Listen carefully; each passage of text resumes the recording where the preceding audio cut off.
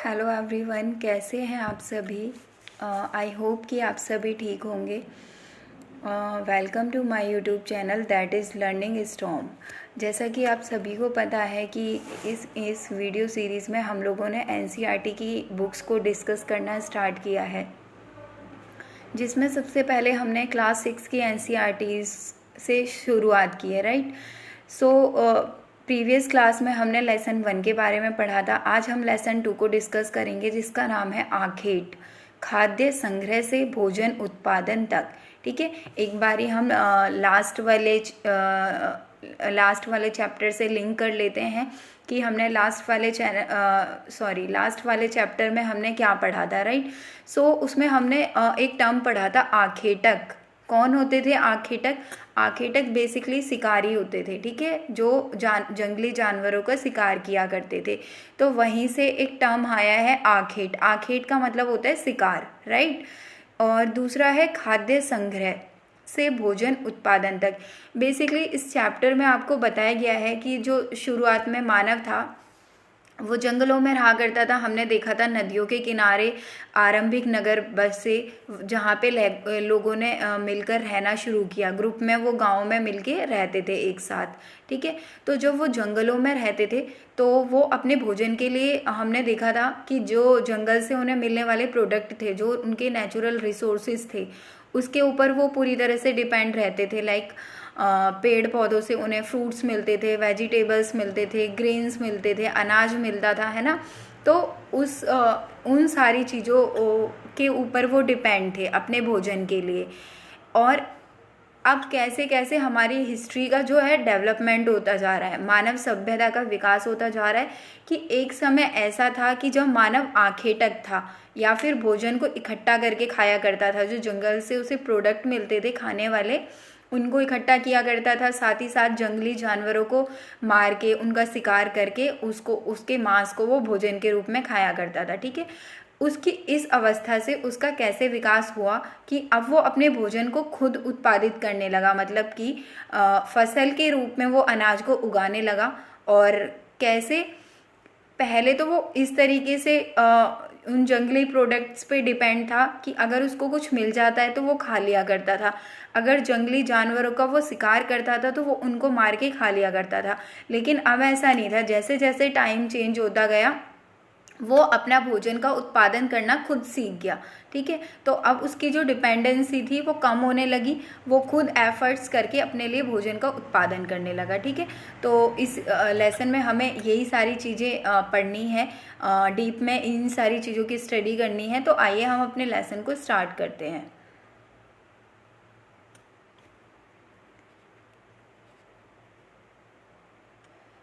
इस बॉक्स में ना एक लड़के की स्टोरी बताई हुई है जिसका नाम है तुषार, ठीक है।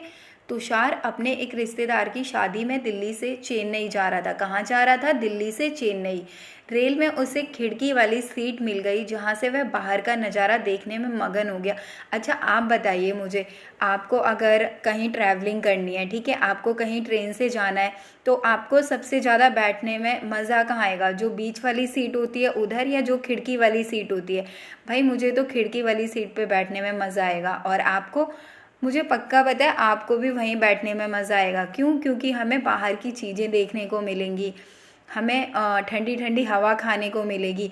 बाहर की चीज़ों को देख के हमें जो आनंद का अनुभव होता है ना, वो अंदर वाली सीट पे बैठ के नहीं होता है ना। आप एग्री करते हो ना मुझसे? तो ऐसे ही जो तुषार था ना, उसको भी बाहर वाली सीट, मतलब जो खिड़की के साइड वाली जो सीट थी ना, वो उसको मिली थी। और जब वो रेलगाड़ी दौड़ती जा रही थी, आगे आगे बढ़ती जा रही थी, तो तुषार बाहर की चीज़ों को देख रहा था, ठीक है। वहाँ से उसे बहुत सारे पेड़ पौधे दिखाई दे रहे थे, घर दिखाई दे रहे थे, खेत खलियान दिखाई दे रहे थे। और उसको ऐसा फील हो रहा था कि मानो ये सारी चीज़ें पीछे छूटती जा रही हैं। अच्छा, आप में से कुछ लोग ऐसे होंगे, इवन जब मैं छोटी थी ना, तो मुझे भी ऐसा लगता था कि जब मैं कभी छोटे में ट्रेन में बैठती थी, तो ट्रेन तो चलती थी, लेकिन साथ में जब हम बाहर देखते तो ऐसे लगता था कि ट्रेन के साथ साथ पेड़ भी चलते जा रहे हैं, या फिर जो हम बाहर देखते थे घर होते थे, है ना, तो ऐसे लगता था कि वो भी हमारे साथ भागते हुए जा रहे हैं, है ना। तो आप में से भी बहुत सारे लोगों को लगा होगा ऐसा, है ना। तो बेसिकली वो तो अपनी जगह पे होते हैं, लेकिन हमारी ट्रेन की स्पीड इतनी होती है, वो इतनी तेजी में जाती है, तो ऐसा हमें फील होता है कि वो सब कुछ हमारे साथ साथ ही भागता चला जा रहा है, लेकिन रियल में ऐसा नहीं होता। ठीक है, तो यहीं पे उसके तुषार के ना चाचा ने उसके कंधे पर हाथ रखकर कहा, पता है, लोगों ने मात्र 150 साल पहले रेल से यात्रा करनी शुरू की। यानी कि आज से लगभग 150 साल पहले रेलवे की स्थापना हुई थी। मतलब रेलवे को लोगों ने as a means of transport use करना स्टार्ट किया था। तो अच्छा, आपका एक टास्क है कि आप पता करेंगे कि जब रेल नहीं थी, बस नहीं थी या एरोप्लेन नहीं थी, तो लोग कौन से मोड से ट्रांसपोर्ट, मतलब कौन से मीन्स ऑफ ट्रांसपोर्ट को वो यूज़ करते थे अपनी यात्रा के लिए, एक जगह से दूसरी जगह जाने के लिए। ठीक है, तो आपको इसके बारे में पता करना है।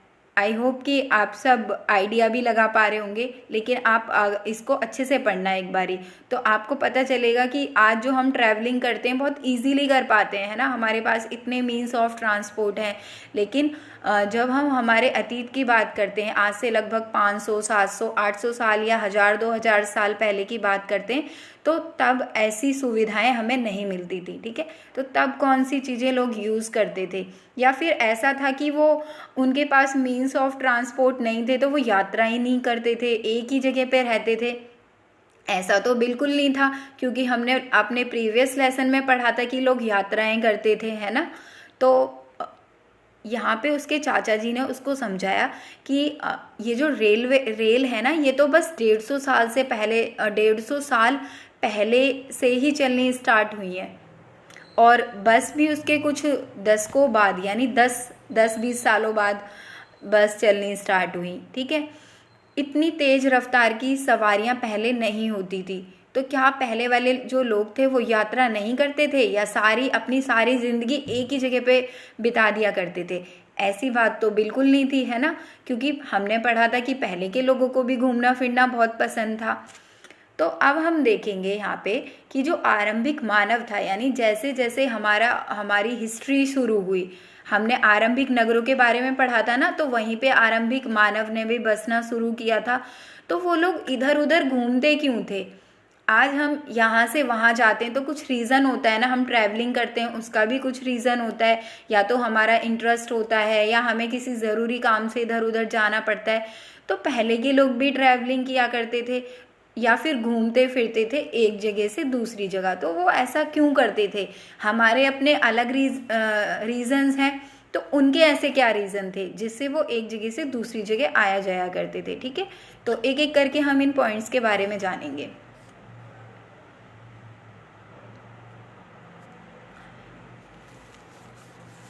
हम उन लोगों के बारे में जानते हैं जो इस उपमहाद्वीप में 20 लाख साल पहले रहा करते थे। कि यहाँ पे कितने साल पहले की बात हो रही है? 20 लाख साल पहले की बात हो रही है। ठीक है, आज हम उन्हें आखेटक खाद्य संग्राहक के नाम से जानते हैं। प्रीवियस क्लास में भी मैंने आपको बताया था कि आखेटक कौन होते थे। आखेटक ऐसे लोग होते थे जो शिकार करते थे, जंगली जानवरों का शिकार करते थे। और खाद्य संग्राहक कौन होते थे? खाद्य संग्राहक ऐसे लोग होते थे कि जो खाद्य पदार्थ होते थे, यानी जो भोजन होता था, वो उसको ना कलेक्ट किया करते थे, इकट्ठा करते थे। जैसे पेड़ पौधे होते थे, उनसे फ्रूट्स मिल गए, कंद मूल ऐसी चीज़ें मिल गई, तो उनको इकट्ठा करते थे। और जगह जगह पे, मतलब मान लो ये एक जंगल है, बहुत बड़ा जंगल है, ठीक है, यहाँ पे प्लांट्स हैं, यहाँ पे कुछ प्लांट्स ऐसे हैं जिन पे फ्रूट्स लग रहे हैं, यहाँ पे कुछ उनको जंगली जानवर मिल गए, ठीक है, यहाँ पे जंगली जानवर मिल गए, यहाँ पे अलग तरीके के पेड़ पौधे मिल गए, यहाँ पे कुछ फ्रूट्स के पौधे हैं, यहाँ पे कुछ वेजिटेबल्स हैं, यहाँ पे उन्हें जंगली जानवर मिल गए। तो इस तरीके से ना वो अपने भोजन के लिए, भोजन को प्राप्त करने के लिए एक जगह से दूसरी जगह जाया करते थे। ठीक है,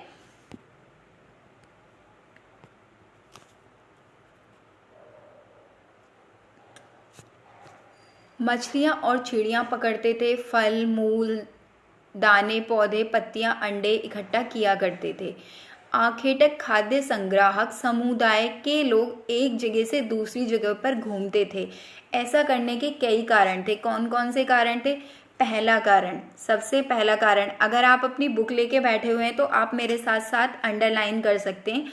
मैं सारे की सारे इम्पोर्टेंट पॉइंट्स को डिस्कस कर रही हूँ जो कि एग्ज़ाम पॉइंट ऑफ व्यू से बहुत हेल्पफुल रहेंगे आपके लिए, ठीक है। सो यहाँ पे लिखा हुआ है, अगर वे एक ही जगह पर ज़्यादा दिनों तक रहते थे तो आसपास के पौधों, फलों और जानवरों को खाकर समाप्त कर दिया करते थे, इसलिए भोजन की तलाश में इन्हें दूसरी जगह पर जाना पड़ता था। ये एक जंगल है, ठीक है, यहाँ पे कुछ प्लांट्स हैं, ठीक है, ऐसे ही आप समझ लो रफली, यहाँ पे कुछ प्लांट्स हैं, ठीक है। तो यहाँ इस जंगल में जो लोग रहते थे ना, हमने पहले भी पढ़ा था कि लोग ग्रुप में रहते थे, स्टार्टिंग में लोग ग्रुप में रहते थे तो उनको खाने के लिए भोजन की ज़रूरत पड़ती थी और वो इन्हीं पेड़ पौधों पे निर्भर होते थे, ठीक है। तो जब वो इस पर्टिकुलर एरिया में रहते थे तो यहाँ पे जितने भी प्लांट्स होते थे वहीं से वो लोग फ्रूट्स वगैरह, वेजिटेबल्स वगैरह, है ना, और पौधे, पत्तियां, अंडे, जो भी उनको मिलता था वो सारी चीज़ें यहीं से लेके खा लिया करते थे। लेकिन एक टाइम ऐसा होता था जब इन प्लांट्स के जो फ्रूट्स हैं वो ख़त्म हो गए, है ना, यहाँ पे पत्तियां नहीं बची, इनमें दाने नहीं बचे, प्लांट्स में, कुछ प्लांट्स में दाने नहीं बचे। तो अब क्या होता था, जब वो यहाँ के पूरे रिसोर्सेज को ख़त्म कर देते थे ना खा खा के, या फिर बहुत कम कर देते थे जिससे उनकी आवश्यकताएं पूरी नहीं होती थी, तो उनको दूसरी जगह मूव करना होता था, जंगल के दूसरे हिस्से में मूव करना होता था, क्योंकि पहले वाली जगह के जो रिसोर्सेज थे उनको वो कंप्लीटली खा लिया करते थे या कंप्लीटली यूज़ कर लिया करते थे, ठीक है। तो अब उनको भोजन के लिए दूसरी जगह मूव करना होता था। तो पहला रीज़न तो ये था कि लोग एक जगह से दूसरी जगह अपने भोजन की तलाश में जाते थे, ठीक है। नेक्स्ट रीज़न को हम देखेंगे। दूसरा कारण यह है कि जानवर अपने शिकार के लिए या फिर हिरण और मवेशी का चारा ढूंढने के लिए एक जगह से दूसरी जगह जाया करते थे। अच्छा, फर्स्ट वाले पॉइंट में हमने पढ़ा कि लोग अपने भोजन के लिए एक जगह से दूसरी जगह जाते थे, लेकिन सेकंड वाले पॉइंट में क्या है, अब देखिए, सेम चीज़ जानवरों के साथ होती थी। भाई वो जानवरों का शिकार ही तो करते थे, हमने पढ़ा है ना, जानवरों का शिकार करते थे। तो जब वो जंगल के रिसोर्सेज ख़त्म हो जाते थे तो जानवरों को भी तो घास वगैरह चाहिए होती है या दूसरे जंगली जानवर चाहिए होते हैं अपने भोजन के लिए, है ना। तो जब एक जंगल के रिसोर्सेज ख़त्म हो जाते थे तो वो जंगल के अगले वाले हिस्से में चले जाते थे। कौन? जानवर। पहले वाले में हमने देखा कि जो महिला और पुरुष होते थे, जो व्यक्ति होते थे, वो जाते थे रिसोर्स ख़त्म होने पे। सेकंड वाले पॉइंट में जब वहाँ के रिसोर्स ख़त्म हो गए तो वहाँ पे जो जानवर रहते होंगे उनको भी तो भोजन चाहिए होता होगा ना, तो इसीलिए वो भी प्लांट्स की, घास की तलाश में दूसरी जगह जाते थे। और आदमी क्या करता था, आदमी उन जानवरों का शिकार करता था। जैसे जैसे वो जानवर मूव करते थे जंगल के आगे वाले हिस्सों में, उनका शिकार करने के लिए इंसान भी उनको फॉलो करता था। तो इसीलिए दूसरा कारण ये है कि उन जानवरों का शिकार करने के लिए भी, या फिर उन जानवरों, कुछ उसके पालतू जानवर भी थे, हमने पढ़ा था ना, सबसे पहले कुत्ते को उसने पालतू बनाया था, उसके बाद गाय, बैल, भेड़, बकरी को, है ना। तो उनको चारा भी तो खिलाना पड़ता था। तो जंगल के पहले वाले हिस्से के रिसोर्सेज तो उसने ख़त्म कर दिए, तो उनको चारा खिलाने के लिए भी वो जंगल के आगे वाले हिस्सों में मूव करेगा, राइट। तो दूसरा रीज़न ये था कि या तो उसको अपने जानवरों को चारा खिलाना होता था या फिर उसको अपने शिकार के लिए जानवरों को फॉलो करना होता था। तो जैसे जैसे जानवर आगे जाते थे वैसे ही उनका शिकार करने के लिए लोग भी उनके पीछे पीछे मूव करते थे, राइट। तीसरा कारण क्या है? तीसरा कारण यह है कि पेड़ और पौधों में फल फूल अलग अलग मौसम में आते हैं, इसलिए लोग उनकी तलाश में उपयुक्त मौसम के अनुसार अन्य इलाकों में घूमते होंगे, ठीक है। मान लो एक जंगल है, उसमें बहुत सारे प्लांट्स हैं, लेकिन आपने देखा होगा सीजनल फ्रूट्स होते हैं ना कुछ, जैसे आम है, वो गर्मियों में ज़्यादा अच्छा होता है, गर्मियों में आता है ना।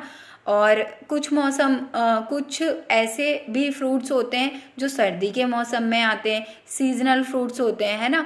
तो ऐसे ही उस टाइम पे भी था, सीजनल फ्रूट्स होते थे। मान लो ये एक जंगल है, ठीक है, यहाँ पे कुछ पेड़ हैं, यहाँ पे कुछ पेड़ हैं, आम के पेड़ है, मान लो ये है ना, आम के पेड़ है, या फिर और भी बहुत सारे पेड़ हैं, इनमें जो फ्रूट्स लगते थे या जो वेजिटेबल्स वगैरह लगती थी ना प्लांट्स में और ट्रीज में, तो वो गर्मी के मौसम में लगती थी।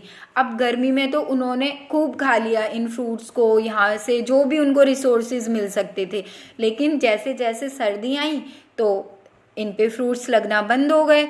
तो अब बेशक सर्दी आ गई है, लेकिन मनुष्य को अपना पेट तो भरना होगा, उसको भूख तो लगती है ना। तो अब वो ऐसी जगह पे जाते थे जहाँ पे सर्दियों में उनको भोजन मिल सके, ऐसे जंगल के ऐसे एरिया में जाते थे जहाँ पे सर्दी में उनको फ्रूट मिल सके या फिर वेजिटेबल्स, कंद मूल कुछ भी मिल सके। तो इस तरीके से जैसे जैसे मौसम में चेंज आता था, ऐसे ऐसे लोग भी एक जगह से दूसरी जगह पे मूव करते थे, राइट। हमारा नेक्स्ट और सबसे इम्पोर्टेंट पॉइंट है, पानी के बिना किसी भी प्राणी या पेड़ पौधे का जीवित रहना संभव नहीं होता। और पानी किस में होता है? झील में, झरनों में, नदियों में। हम हिस्ट्री की बात कर रहे हैं तो पहले ऐसा तो होता नहीं था कि घरों में टंकियां लगा दी, लोग घरों में ही नहीं रहते थे। हमने पढ़ा ना, लोग जंगलों में रहते थे। तो ऐसा तो है नहीं कि हमने अपना टैप ऑन किया और पानी आने लगा। पहले के जो लोग थे ना, वो पानी की ज़रूरत के लिए किसके ऊपर डिपेंड होते थे? झीलों पे, झरनों पे, नदियों पे, वहीं से उनको पानी मिलता था, है ना। तो क्या होता था कि कुछ जो नदियाँ होती थी वो सीजनल होती थी, है ना। जैसे गर्मी में कुछ नदियाँ सूख जाती थी और बारिश के मौसम में उनमें पानी आ जाता था। लेकिन कुछ रिवर्स और कुछ लेक्स ऐसी होती थी जो सीजनल नहीं होती थी, वो हमेशा उनमें पानी होता था। तो पानी की तलाश में भी लोग एक जगह से दूसरी जगह पे जाते थे। जैसे सीजनल रिवर है, बारिश हुई तो नदियों में खूब सारा पानी भर गया, झीलों में, नहरों में खूब सारा पानी भर गया। लेकिन जैसे जैसे गर्मी आती गई वो पानी सूखता गया। तो अब लोगों को अपनी आवश्यकताओं की पूर्ति करने के लिए पानी तो चाहिए होगा। तो अब वो ऐसी जगह पे मूव करते थे जहाँ पे उनको हमेशा पानी मिल जाए, है ना, गर्मी में भी पानी मिल जाए। तो इस तरीके से पानी की तलाश में भी लोग एक जगह से दूसरी जगह पे मूव करते थे, राइट। तो अब हमें पता चला कि हम लोग जो ट्रैवलिंग करते हैं या हम लोग जो यात्रा करते हैं, वो हमारी जो यात्रा है कैसे वो पुराने ज़माने में, इतिहास के जो आरंभिक मानव थे उसकी यात्रा से कैसे अलग थी। आज हमें पानी के लिए इधर से उधर तो मूव नहीं करना पड़ता है ना, नहीं करना पड़ता ना। और ऐसे ही अगर हमें फ्रूट्स वेजिटेबल्स चाहिए या हमें खाने की कोई भी सामग्री चाहिए तो हम लोगों को मूव नहीं करना पड़ता है ना। हमें कुछ चाहिए होता है तो हम मार्केट से जाके ले आते हैं। अगर हमें पानी चाहिए होता है तो जो हमारी जो गवर्नमेंट का जो पानी होता है वो पानी हमें सप्लाई करती है, या फिर हमारे टैप्स से हमें पानी मिलता है, राइट। तो इसलिए हमें मूव नहीं करना पड़ता। इसलिए हमारी ज़रूरतें और जो पहले के लोग थे उनकी ज़रूरतों में क्या था? ज़मीन आसमान का अंतर था। वो अपनी उन नीड्स को फुलफिल करने के लिए यात्रा करते थे। हम लोगों को तो घूमना होता है, मनोरंजन करना होता है, फन चाहिए होता है, तो हम लोग ट्रैवलिंग करते हैं। हमें किसी रिलेटिव के यहाँ जाना होता है तो हम ट्रैवलिंग करते हैं, या फिर हमें कोई बहुत इंपॉर्टेंट काम होता है एक स्टेट से दूसरे स्टेट में, तब हम लोग मूवमेंट करते हैं, है ना। या फिर हमारे अपने अलग रीजंस होते हैं। तो इस तरीके से तो ऐसे हमने इन पॉइंट्स में समझा कि हमारी जो यात्रा करने के जो कारण थे वो पहले के लोगों की यात्रा करने के कारणों से कितने डिफरेंट थे। अब हम यहाँ पे देखेंगे कि आरंभिक मानव के बारे में जानकारी हमें कैसे मिलती है। अच्छा, पिछले लेसन में हमने पढ़ा था एक टर्म पुरातत्वविद। सोचो जल्दी से, पुरातत्वविद कौन होते थे? रिकॉल करो फटाफट से, है ना। आया याद आपको? मेरे को तो आ गया याद। चलो हम पढ़ते हैं कौन होते हैं पुरातत्वविद। पुरातत्वविद को कुछ ऐसी वस्तुएं मिली हैं जिनका निर्माण और उपयोग आखेटक खाद्य संग्राहक किया करते थे। अब कुछ क्लू मिला आपको? कुछ याद आया कौन होते थे पुरातत्वविद? हमने पढ़ा था कि जो पुरातत्वविद होते थे वो खुदाई के माध्यम से जो उनको पुरानी चीज़ें मिलती थी, पुराने स्ट्रक्चर्स मिलते थे, लोगों के डेली यूज़ करने की जो वस्तुएं मिलती थी, उसके हिसाब से वो उसकी डीप स्टडी करके वो हिस्ट्री को डिफाइन करते थे। आ गया ना आपको भी याद? तो वो होते थे पुरातत्वविद। जैसे हमने देखा था कॉइन्स कॉइन्स के बारे में पढ़ा था ना हमने प्रीवियस लेसन में, एक मटका मिला था, कुछ और भी बहुत सारी चीज़ें मिलती हैं ज़मीन के अंदर से खुदाई करके, तो उसकी जो स्टडी करते हैं, और वो ही लोग क्या होते हैं, पुरातत्वविद होते हैं। ठीक है, तो यहाँ पे भी जो बताया गया है कि यह संभव है कि लोगों ने अपने काम के लिए पत्थरों, लकड़ियों और हड्डियों के औजार बनाए हों। इनमें से पत्थरों के औजार आज भी बने। As you can see here, देखिए यहाँ पे कुछ टूल्स हैं। ये टूल है, ये किसका है, ये पत्थर का बना हुआ है।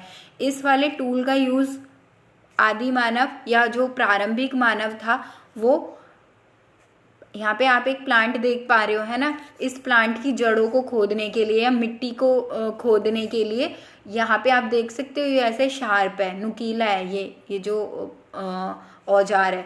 तो इस औजार का या इस टूल का यूज़ क्या करते थे, मिट्टी को खोदने के लिए करते थे। अब यहाँ पे ये वाला टूल देखिए आप, ये पता है आपको, ये पत्थर के टूल्स हैं। आज तो हमें कोई सिलाई करनी होती है तो हम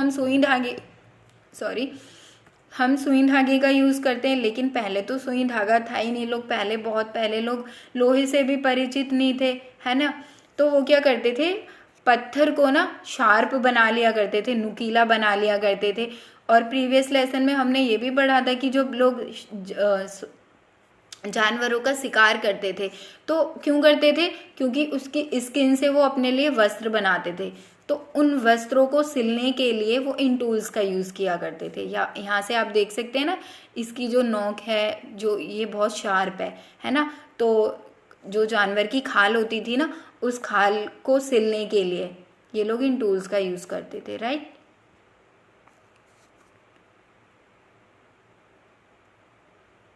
तो यहाँ पे इन दोनों पॉइंट्स में आपको इन्हीं चित्रों के बारे में बताया गया है।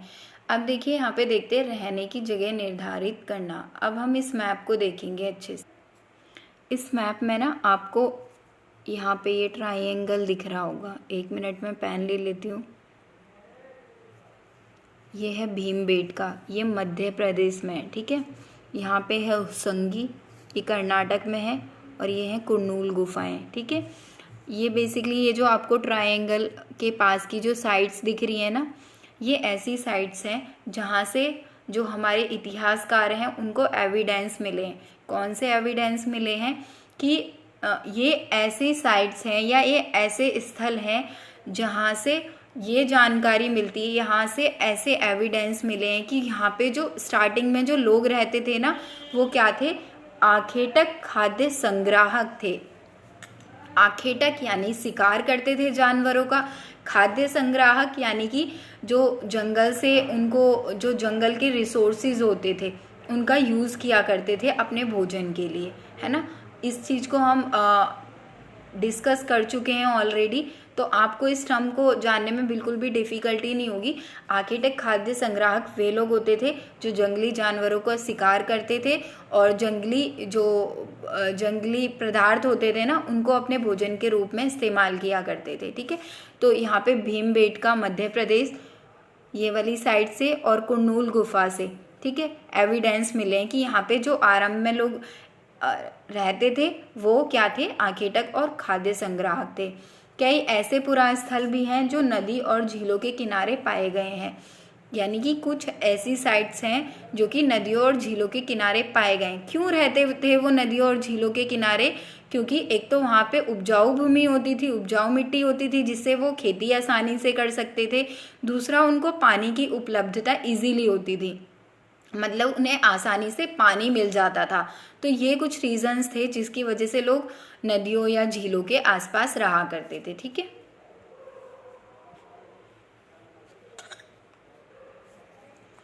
चूंकि पत्थर के उपकरण बहुत महत्वपूर्ण थे, इसलिए लोग ऐसी जगह ढूंढते रहते थे जहां अच्छे पत्थर मिल सके। हम लोगों ने अभी अभी डिस्कस किया कि पत्थर उनके लिए क्यों इम्पोर्टेंट थे, क्योंकि अब क्या था, धीरे धीरे मानव खेती करना सीख रहा था, ठीक है। तो मिट्टी को वो खोदते थे, पौधों को ग्रो करने के लिए मिट्टी को खोदना पड़ता है ना, तो इसलिए उन्हें पत्थरों की आवश्यकता होती थी। इसके अलावा वो कुछ टूल्स बनाते थे, कुछ औजार बनाते थे, जिनका यूज़ वो उन्हीं जंगली जानवरों का शिकार करने के लिए करते थे।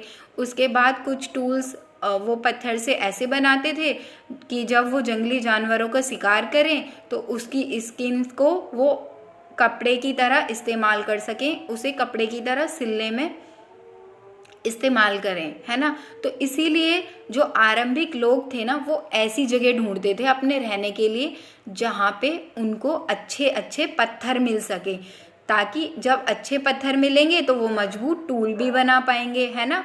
तो अब देखिए, हम लोग जब रहते हैं तो हम अपने रहने के लिए ऐसी जगह ढूंढते हैं जहाँ पे हमें बहुत सारी फैसिलिटीज़ मिले। मान लो कुछ लोग, हम में से बहुत सारे लोग शहरों में रहते हैं, तो हम देखते हैं वहाँ पे अगर हमें अपने लिए घर ढूंढना है तो हम ऐसी जगह पे अपना घर ढूंढना या बनाना पसंद करेंगे जहाँ पे मतलब शहरों में पक्की सड़कें हों, है ना, जहाँ पे ट्रांसपोर्टेशन की फैसिलिटी हो, जहाँ पे बिजली पानी की अच्छी सुविधा हो, है ना।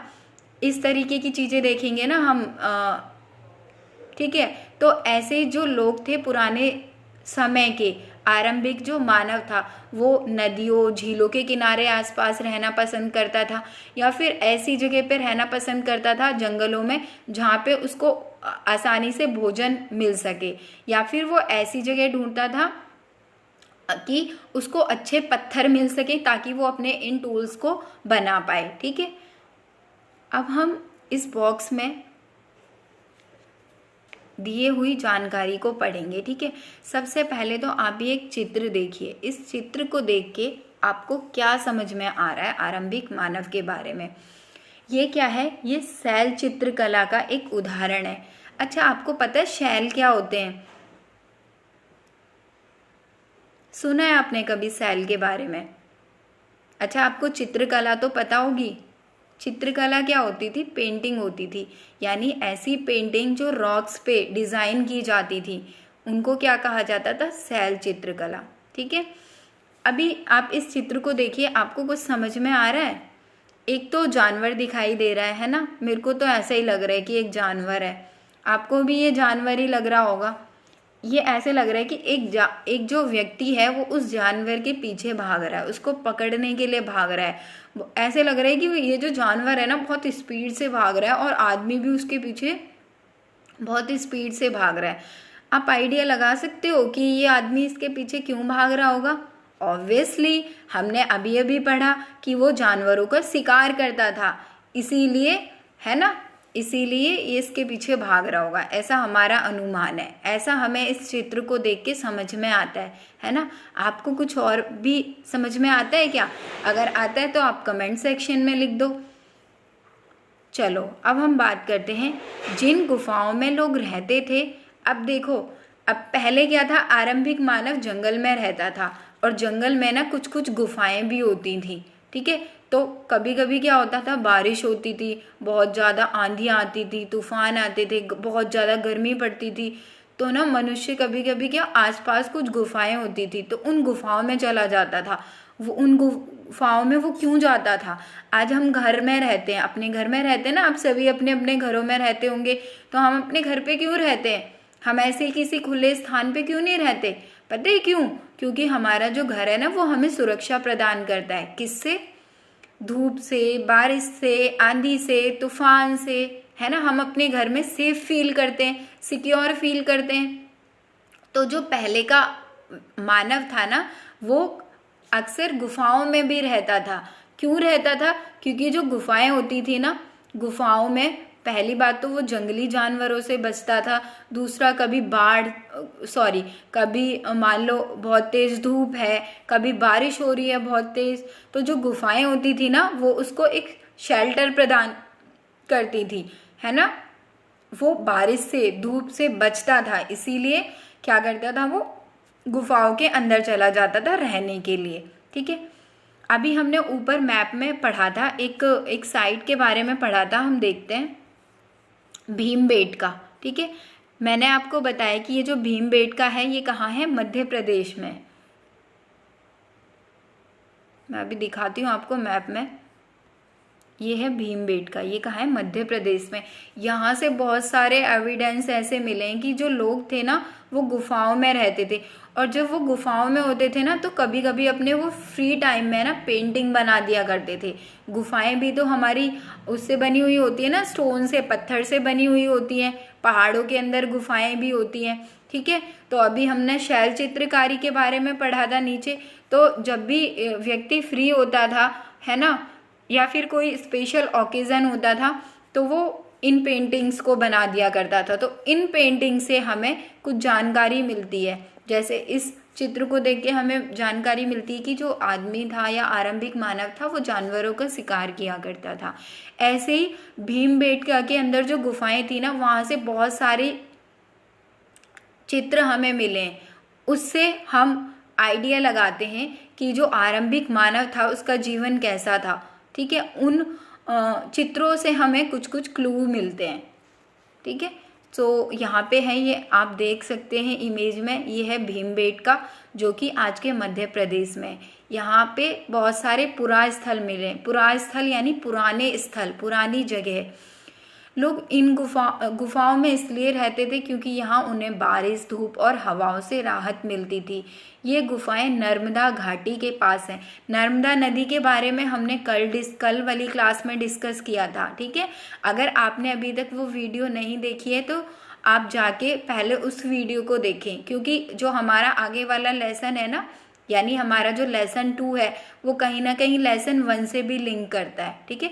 तो जिन भी स्टूडेंट्स ने लेसन 1 की वीडियो नहीं देखी वो लेसन 2 से पहले लेसन 1 की वीडियो ज़रूर देखें, ठीक है।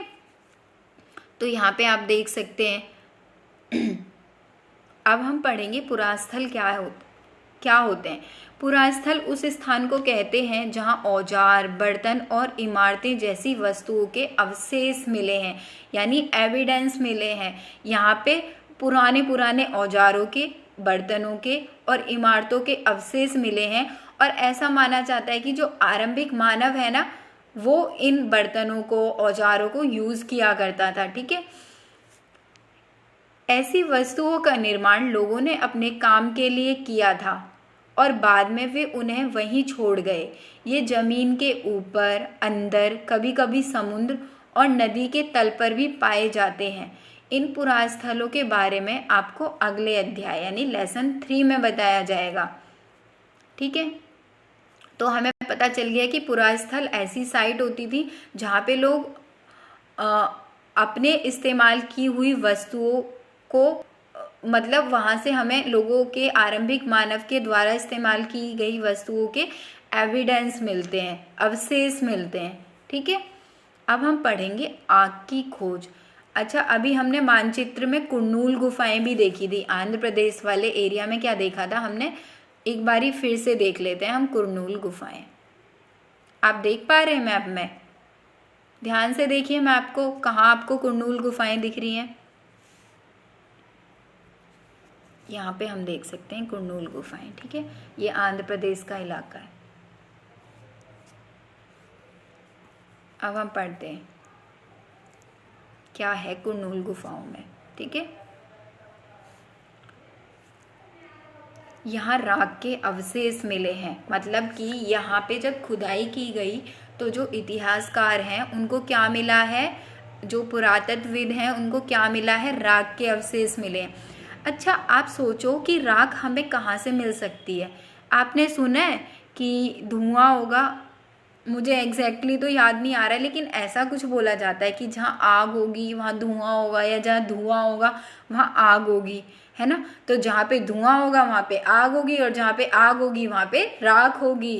अच्छी लाइन बन गई वैसे ये, है ना। तो यहाँ राख के अवशेष मिले, इसका मतलब यह है कि आरंभिक लोग आग जलाना सीख गए थे। अच्छा, जब हम ना छोटी छोटी क्लास में थे ना, 1st 2nd क्लास में थे, तो हमारे टीचर ने हमें बताया था कि जो आदि मानव था ना वो पत्थर से पत्थर को रिगड़ के क्या उसने आग का आविष्कार करना सीखा, और इस तरीके से उसने आग को जलाना सीखा। आपने भी छोटी क्लास में ज़रूर पढ़ा होगा ये, है ना। तो यहाँ पे हमें राख के एविडेंस मिले, तो इससे हम अंदाज़ा लगा सकते हैं कि राख होगी तो आग होगी, है ना, यानी वो लोग आग जलाना जानते होंगे। अच्छा, अगर आपको मैं ये बोलूं कि क्या आपको पता है कि हम आग का इस्तेमाल क्यों करते हैं? अच्छा बताइए, आप सोचिए हम आग का इस्तेमाल क्यों करते हैं? कुछ आया समझ में? चलो हम पढ़ते हैं कि पहले के लोग आग का इस्तेमाल क्यों करते थे।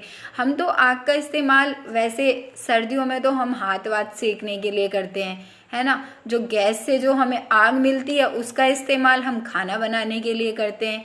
इसके अलावा हम आग का इस्तेमाल क्यों करते हैं, चलो हम देखते हैं पहले वाले लोग आग का इस्तेमाल क्यों किया करते होंगे। प्रकाश के लिए, मांस भूनने के लिए, खतरनाक जानवरों को दूर भगाने के लिए वो लोग आग का इस्तेमाल करते थे। जैसा कि मैंने आपको बताया कि जो लोग थे ना वो जंगली जानवरों का शिकार करते थे। तो जब आग का आविष्कार हुआ, पहले तो वो कच्चा चबा जाते थे जानवरों को, पता है आपको। लेकिन जैसे जैसे आग का इस्तेमाल हुआ तो वो ना अब उस मांस को भून के खाने लगे, ठीक है। इसके साथ साथ जब वो आग जलाते थे ना, पहले तो अंधेरा रहता था। ऐसा तो है नहीं कि जंगलों में स्विच होते थे या गुफाओं में स्विच होते थे, उन्होंने स्विच ऑन किया और लाइट आ गई, ऐसा नहीं होता था ना पहले। तो पहले प्रकाश के लिए यानी लाइट के लिए भी वो आग का इस्तेमाल किया करते थे। दूसरा, कुछ खतरनाक जंगली जानवर होते थे जंगलों में, तो आग को देख के ना वो जंगली जानवर डरते थे। तो उन जंगली जानवर को अपने से दूर रखने के लिए भी पहले के लोग आग का इस्तेमाल किया करते थे, राइट।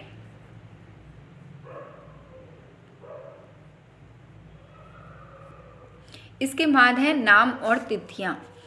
हम जिस काल के बारे में पढ़ रहे हैं, पुरातत्वविदों ने उनके बड़े बड़े नाम रखे हैं। आरंभिक काल को वे पुरापाषाण काल कहते हैं, यानी जब सबसे स्टार्टिंग वाला जो फेज था, आरंभ में मानव आना शुरू हुआ था, है ना। आरंभ में सब लोगों का जीवन स्टार्ट हुआ था, तो उसको इतिहासकारों ने क्या बोला है, पुरापाषाण। पुरा मतलब पुराना, पाषाण मतलब पत्थर, ठीक है। यह दो शब्दों, पुरा यानी प्राचीन और पाषाण यानी पत्थर से बना है। यह नाम पुरा स्थलों से प्राप्त पत्थर के औजारों के महत्व को बताता है। यानी जो इतिहासकार है ना, उन्होंने पत्थरों के हिसाब से हमारा जो इतिहास है उनको बांटा है, डिवाइड किया है। कितने हिस्सों में डिवाइड किया है? 3 हिस्सों में डिवाइड किया है। कैसे कैसे किया है हम देखते हैं अभी।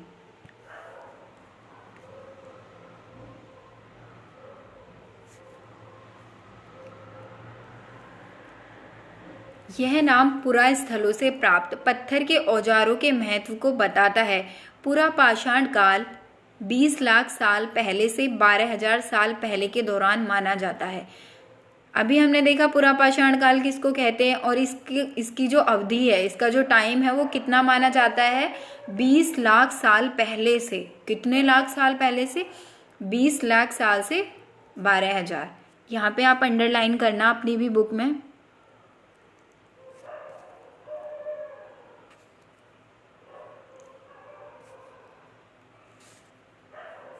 देखिए, ऐसा ड्यूरेशन जो कि लगभग आज से 20 लाख साल पहले शुरू हुआ था, और 20 पहले हमने 20 ही पढ़ा था ना पिछले वाले लेसन में, तो उसमें हम लोग उल्टा पढ़ते थे।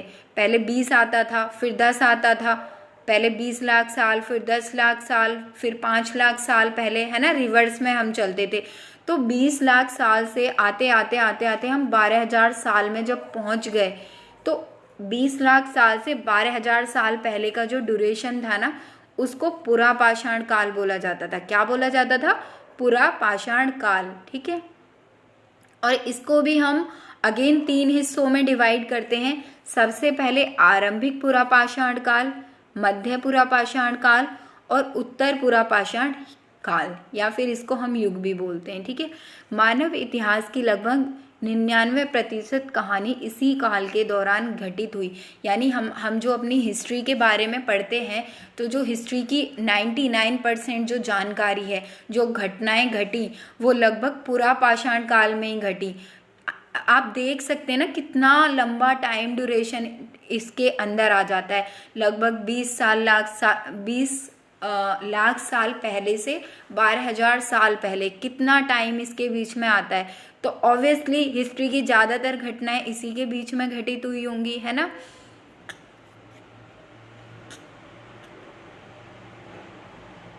जिस काल में हमें पर्यावरणीय बदलाव मिलते हैं उसे मेसोलिथ यानी मध्य पाषाण युग कहते हैं।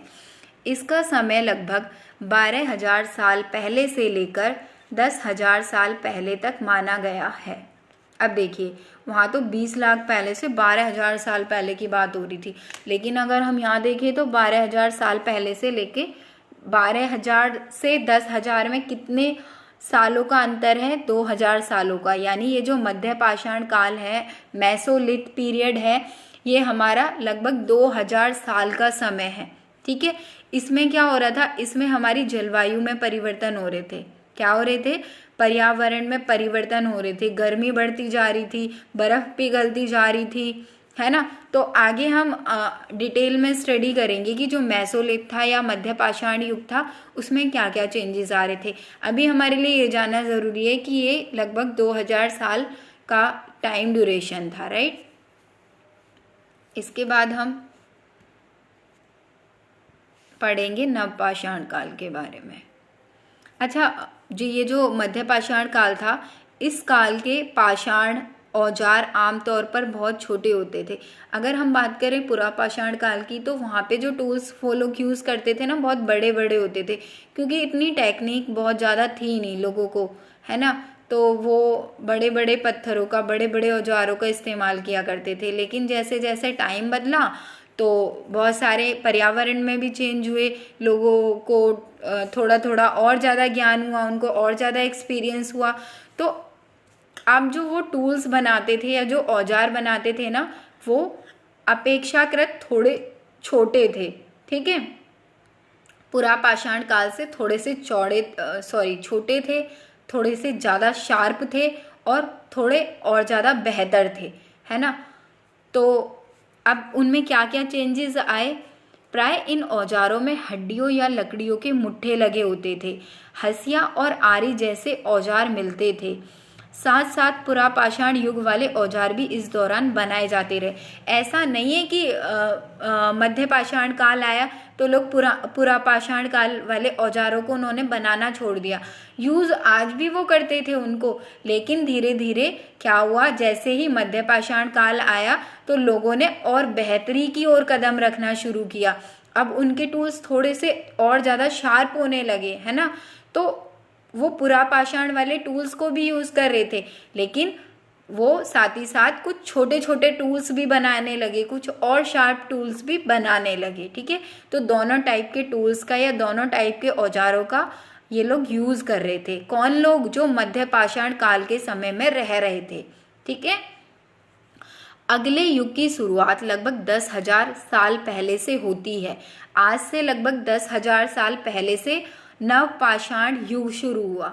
ठीक है, सबसे पहले हमने पुरापाषाण युग पढ़ा, उसके बाद हमने मध्य पाषाण युग पढ़ा, और जब मध्य पाषाण युग खत्म हुआ 12,000 से 10,000 साल तक वो चला। ठीक है, और जैसे ही 10,000 साल का जो ड्यूरेशन है वो आने लगा तो और भी ज़्यादा शार्प टूल्स बनने लगे, और भी ज़्यादा अच्छे टूल्स बनने लगे, छोटे शार्प एकदम, है ना।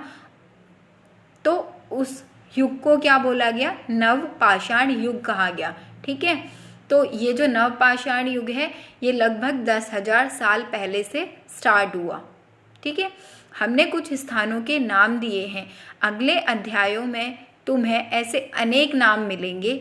अक्सर हम पुराने स्थानों के लिए उन नामों का प्रयोग करते हैं जो आज प्रचलित हैं, क्योंकि हमें ज्ञात नहीं है कि उस काल में इनका क्या नाम रहा होगा।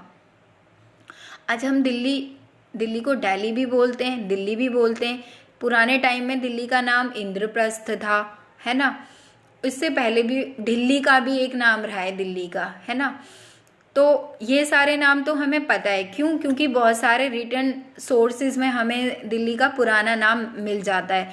लेकिन ऐसा भी समय था जब लोगों को लिखना नहीं आता था, पढ़ना नहीं आता था, तो कुछ रिटन सोर्सेज तो हमें मिले नहीं है उस हिस्ट्री के, तो हमें तो पता ही नहीं है कि वो इस जगह को क्या नाम देते होंगे, है ना। तो कभी कभी क्या होता है कि कभी कभी हमें किसी जगह के बारे में, किसी स्थान के बारे में ना पुराने नामों का पता ही नहीं होता कि पुराने जो लोग थे, सबसे पहले जो लोग थे, वो इस जगह को क्या बोलते थे। तो हम उसकी जगह पे हमें जो आज जो पता है नाम, हम उसी का तो इस्तेमाल करेंगे, क्योंकि उन लोगों से तो अब हम मिल नहीं सकते। उन लोगों ने हमारे लिए कुछ लिखा हुआ भी नहीं, क्योंकि उनको लिखना पढ़ना ही नहीं आता था आरंभिक मानव को। तो कुछ ऐसे रिटर्न सोर्सेज भी नहीं मिले हमें। तो जैसे हमने अभी मध्य प्रदेश का एक भीमबेटका पढ़ा था, है ना। तो हमें पता नहीं है कि जो आरंभ में जो मानव था वो उसको भीमबेटका ही बोलता था या कुछ और बोलता था। वो तो हमें पता है आज उसका नाम भीमबेटका है, आज उसका नाम मध्य प्रदेश है, तो हमें पता चल जाता है। लेकिन जो आरंभिक मानव था, जिसने वहाँ पे जो वहाँ पे रहा, उन जंगलों में रहा, उन गुफाओं में रहा, है ना, या फिर जहाँ पे उसने शैल चित्रकारी बनाई थी, शैल चित्रकारी की थी, तो वो उसको क्या बोलते थे हमें तो नहीं पता उसके बारे में, है ना। तो उसको हम उन्हीं नामों से जानते हैं, उन साइट्स को जिनको हम आज जानते हैं। पहले वाला नाम तो हम जान नहीं सकते, क्योंकि अब हम उन लोगों से मिल नहीं सकते, है ना। तो जिनका नाम जो वर्तमान नाम है उसको हम उसी नाम से जानते हैं। अच्छा, इस लेसन में ना अभी और भी बहुत सारे पॉइंट्स हैं, तो एक वीडियो ना काफ़ी ज़्यादा लेंदी हो जाएगी। तो मुझे लगता है कि इस बाकी के बचे हुए हिस्से को ना हम दूसरी वीडियो में सेकंड पार्ट में कंप्लीट करेंगे, है ना। हम कहाँ से पढ़ेंगे, हमने ब्लू बॉक्स तक पढ़ लिया है। अब हम बदलती जलवायु के बारे में पढ़ेंगे। और ये जो बदलती जलवायु है, ये हमारा मध्य पाषाण युग काल की विशेषता है, मध्य पाषाण युग की विशेषता है। तो हमने पूरा पाषाण काल के बारे में तो पढ़ लिया है, अब हम मध्य पाषाण काल के बारे में पढ़ेंगे कि उसमें क्या क्या चेंजेस हुए। ठीक है, तो नेक्स्ट वीडियो में हम लोग इस चैप्टर को कंटिन्यू करेंगे। तब तक आपको क्या करना है, सबसे पहले तो मैंने आपको एक टास्क दिया था। क्या टास्क दिया था, याद है आपको?